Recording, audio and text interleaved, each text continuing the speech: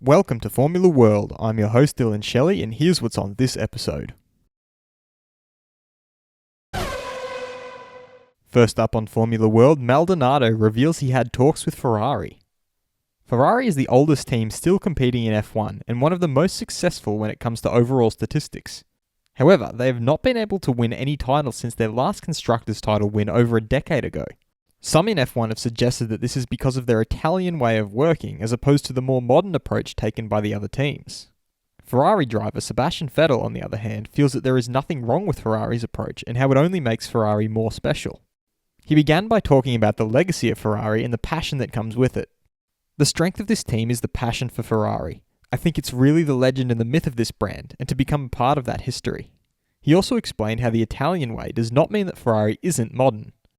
It's very Italian inside, has very Italian rules and traditions, which is great that they are kept, but equally it's very modern.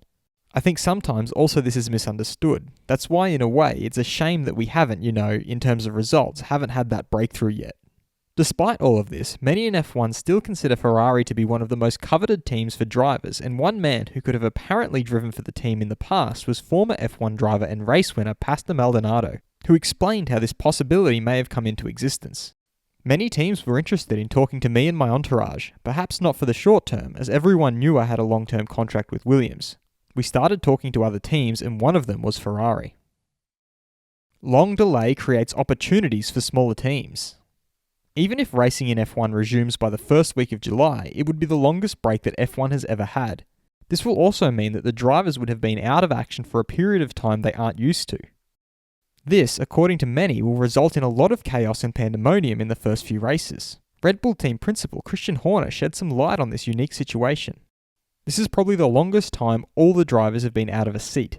You remain itching to get going. The competitor within craves to get going, to get racing. It's unnatural for drivers and team members to be sitting on their hands when we would usually be going racing. Williams driver George Russell added to that by pointing out how the drivers will be prone to mistakes. If we will indeed only start racing in July, then we will have had only 3 test days per driver in 7 months. That is unbelievable, honestly. I think that by the time we can race again, everyone will be a little rusty and more mistakes will be made.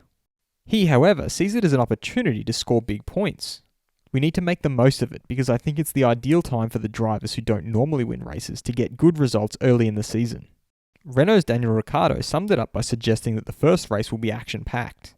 You're going to have some drivers who are going to race on adrenaline and some who are going to race sensibly. So you're definitely going to see some bold overtaking with some causing accidents. You're going to see a bit of everything, I expect.